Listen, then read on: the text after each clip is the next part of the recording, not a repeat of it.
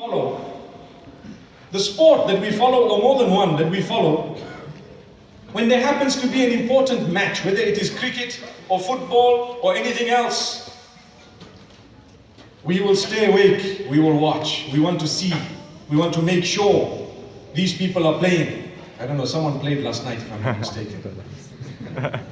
And I honestly don't know who. Do you believe me?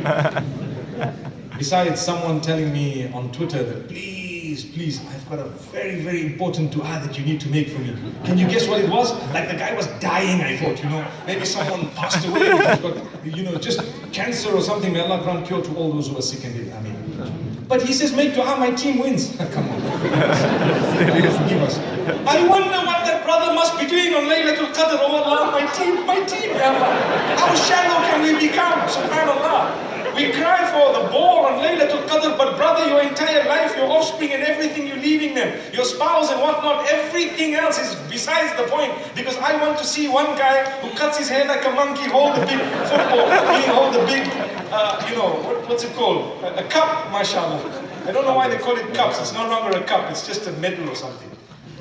May Allah subhanahu wa ta'ala forgive us. This is the reality. We have downgraded ourselves right to this level. And then we want to say, mashallah, I'm happy to be I'm a good Muslim, alhamdulillah. I got up for tahajjud, make dua that this team wins. I've heard people say this. May Allah forgive us, really. So the reason I raise this is to show you how petty we've become. We should be leading a slightly more serious life. I'm not saying that you should divorce yourself from sport or divorce yourself from a little bit of halal recreation and so on. No, enjoy, but within the limits of Allah. I thought of something myself. Allah forgive me, I went skydiving. La hawla wa la quwwata. And I think it made headlines, and that's why everywhere I go, Sheikh, how was the skydive? I say, brother, relax. But I learned one thing, that people have come to understand that which is halal and permissible in terms of recreation, go for it, subhanallah. Why not? May Allah subhanahu wa ta'ala forgive us. And this is why you notice a lot of the du'at and the ulama and the scholars, now what they're doing is they're participating in some of the games and some of the recreation, and you have a little retreat and everything, in order to live, to show people, not as in showing off, but to show people that this is a proper example that is permissible. I tell you why. People are picking on Islam and saying Islam is a dry faith where it's so boring, you just got to pray all day. I said that a little bit earlier and I'm repeating it now. That is so far from being true, because today we are here. What are we doing? Wallahi, we are learning. We're trying to be motivated, but at the same time, we hope that we're enjoying, the afternoon here. MashaAllah. By the will of Allah subhanahu wa ta'ala, that is Islam. I remember my father used to tell us, when we were much younger, to do certain things, and we used to enjoy it. And later on, when I grew up, he told me how to speak to my own children. He says, when you speak to them and you want to give them the most important instruction ever, do it like you're playing a game with them. It doesn't have to be, hey, this is the commandment and that's it. Do this, otherwise. Children of today will say, I'm not going to do it. What are you going to do about it? That's the answer, I promise you. That's the answer you get today. Dad, you can go to hell. Astaghfirullah. May Allah subhanahu wa ta'ala make them say, Dad, you can go to Jannah. Ameen. But don't you agree that times have changed? The message has not changed. But the way you convey the message is definitely, we take it from the Sunnah of Muhammad sallallahu alaihi wasallam, definitely. But he has taught us that you've got to use wisdom and tact. You may use different methods. He used different methods. And subhanallah, we are taught to use the most effective method. So maybe the method might change, but the core of the message will always remain the same. So my brothers and sisters, inshallah, let's try and plan to fulfill our voluntary fasts of the week, inshallah. Monday, Thursday, every Monday and Thursday. And guess what? As a result, if you do lose weight, it's just a bonus. It was not the underlying intention. So after Ramadan, you lost weight, you go to say, Alhamdulillah. But you don't say, oh Allah, I'm going to fast so that I can lose weight. No, you fast for the sake of Allah because He tells you. And this is why, my brothers and sisters, I want to tell you one very important factor today. Did you know that when you're opening the fast, some people call it breaking the fast, but let's call it opening the fast, okay? At the end of the day, that that particular moment, what do you put in your mouth? You need to put the things or the food that is as healthy as ever at that particular juncture. I tell you why. Because a lot of us are guilty of having savories and fries. Do you agree? And that's the most unhealthy thing you could ever have. Try and substitute it this year. Or am I too late? Was it already ordered and packed away? Try and substitute it this year with a little bit, with some dates, some water, a bit of plain yogurt, with some brown bread perhaps, some olives, something healthy, subhanallah, and see how you feel. You know, they say go green, not only the ecosystem and not only the environment, but even with your food, mashallah. Go green, inshallah, and you see what happens. May Allah subhanahu wa ta'ala help us in every way. All I mean is eat healthy. Let's not think that now that the fast is open, or now that we're breaking the fast at the end of the day, we need to do qada for the whole day. 19 hours. So, you know, we're putting it into our mouths, one after the other. Everything's gone down. And we get up for Salatul Tarawih. May Allah forgive us. Wallahi, it's a reality. We suffer in the houses of Allah subhanahu wa ta'ala because of people who've been munching like like they've never seen food before. Is that Ramadan? Is that the blessed month? Is it a month of, just staying hungry and then suddenly eating as much as you can in the little slot that you have, and then disturbing everybody in the little salah that you're going to be reading, and after that, stop eating once again? Is that what Ramadan is? Wallahi, it's a blessed month. It's a month of discipline. Discipline yourself. And this is why the hadith speaks of barakah in suhoor. You know, the suhoor that we have, the barakah in it is more important than the quantity. The less you eat in suhoor, the more energetic you are through the day, the less hungry you will be through the day. If you eat so much, the enzymes are digesting the food, and I can picture it, subhanAllah, just biting out at the food and trying to break it down and so on. And by the time it's, 8 o'clock, 9 o'clock in the morning, 10 o'clock, the enzymes are crying for more. Or it now becomes acidic. Now your belly starts rumbling, and you can hear the sounds of your belly. May Allah subhanahu wa ta'ala forgive us. May Allah forgive us. It's a month of discipline. Let's go and revisit the month of Ramadan. What's it all about? It's a month of discipline. It's a month of the Quran. It's a month to get close to the Quran. The problem with us, we have several issues, and this is why we're here, to remind one another. And believe me, the reminder is for myself to begin with, and then for everyone else. I am guilty of not reading enough Quran through the year. I am guilty of it. How many of us here are guilty of it as well? MashaAllah. Jazakumullah for being honest. I'm honest as well. We can do better. I can do better. I will do better by the help of Allah. And not just say, make dua for me, I want to do better. That's a lame excuse. Make dua for me, I've already started doing better. I want to maintain and even build on that. That's a proper dua. A sister wants to get into hijab. She says, make dua for me, make dua. Dua alone, you won't cover your head with the hands. Dua, that's my hijab. That's not your hijab.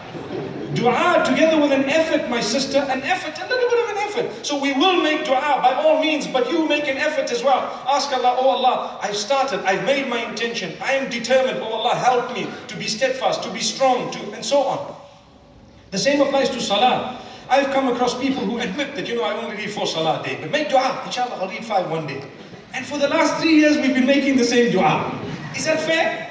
You need to move forward. Come on, man. You don't know when you're going to meet with Allah. Yes, if you were only reading 1 salah and you started reading 2 a day, you've improved 100%, but you haven't got to 100% of the salah. We pat you on the back for the improvement and we say, mashallah, great. But that doesn't mean they're 2 salah a day for the Muslims. No, they're 5 a day. So from 2, you need to get to 3, to 4, to 5. And this is explained beautifully when it comes to business. If any one of us are in business, or even if you're getting a salary and you're working, and when your salary is sitting at so many pounds for the last so many years, what do you want? You want an increment, don't you? You want it to get better. When you have a business and you have one department store, for example, one shop or supermarket, whatever you want to call it, and it's doing well, what do you think of? Opening another branch. Right? Because you want to make a bit more money. You want to do better. Why do we think of it when it comes to preparing for the dunya, but we don't think of it when it comes to preparing for the akhirah? I need to do better. Wallahi, I need to do better.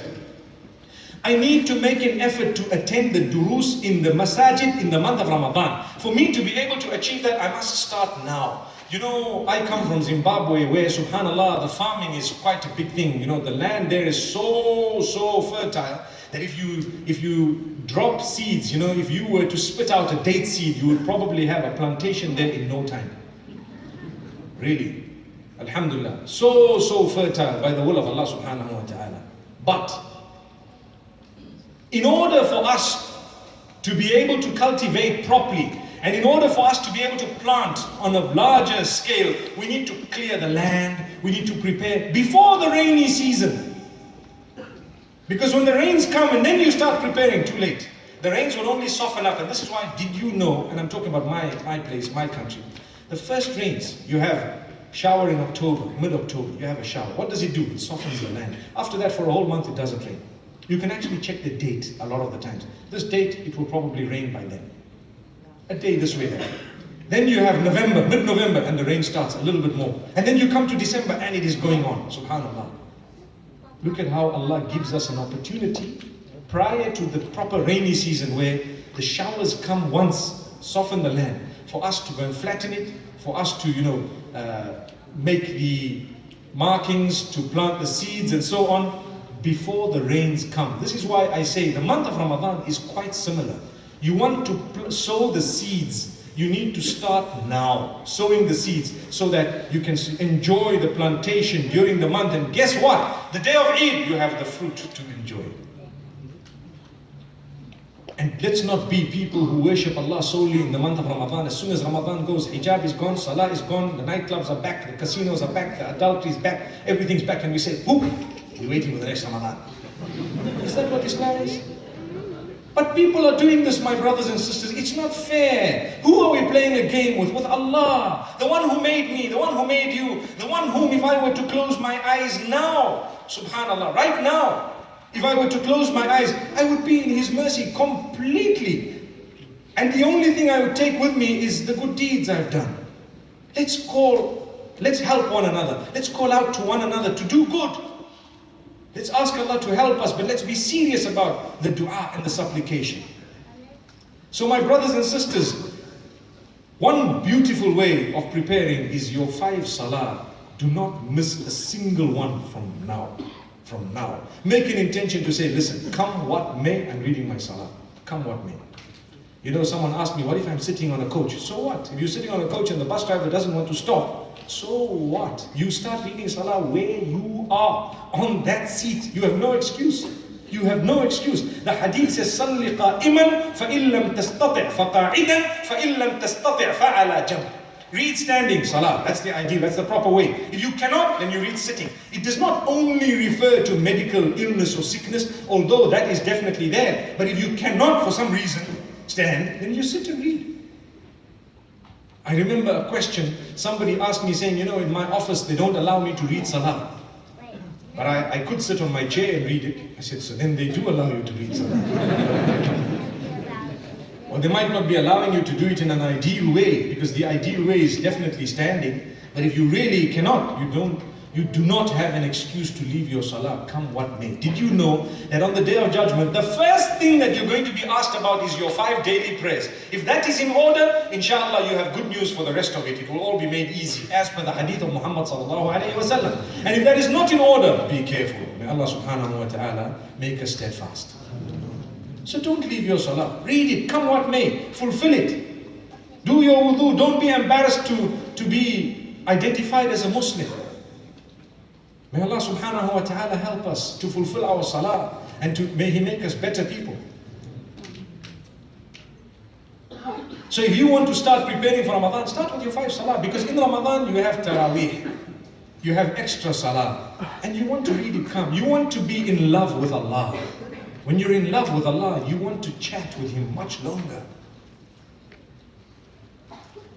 And I'm sure we know, when you're in love with someone, you care for them, and you're chatting with them, say on your mobile device, because we all have them. Time flies, doesn't it? It flies. Before you know it, I haven't even slept. It's already 2 o'clock. We will sleep, not realizing Salatul Fajr is just now, right now. According to some people, it's already started. You know that in UK, I know there's a disaster. When is Salah starting? Oh no, may Allah forgive us. So the truth is, if you are regular upon your 5 Salah, you will enjoy your Taraweeh. You know what Taraweeh is? Raha. It's supposed to be comfort. It's supposed to be something easing, relaxing, soothing. But a lot of us, Taraweeh, what happens to us? We are tense. We want to finish. We look at the clock. I recall, wallahi, without a joke, a man who was reading Salatul Taraweeh next to me once. We were behind an imam, a beautiful place. And this guy is looking at his watch. Once, he looked at it. A second time. Third time, he did this. You'd rather have not insulted Allah, close that Salah and go and do what you have to and then come back. May Allah forgive us. How can we do this? Such people are not prepared for the month of Ramadan. Prepare now. Relax. Take it easy. You have a bad habit. Quit it now. Many of us say, inshallah, as soon as Ramadan starts, I'll quit smoking. Why wait for Ramadan? You might not see it. Say, oh Allah, I quit now because Ramadan is round the bend. By the time it comes, I want to be a pure person. So if you die in the process, you've already made such noble intentions. The reward for having abstained would be written next to your name already. What beauty. May Allah subhanahu wa ta'ala help us. So, my brothers and sisters, let's become regular with Salah. Is that our deal? We struck the deal, inshallah? Yeah. Inshallah, alhamdulillah. You know, we have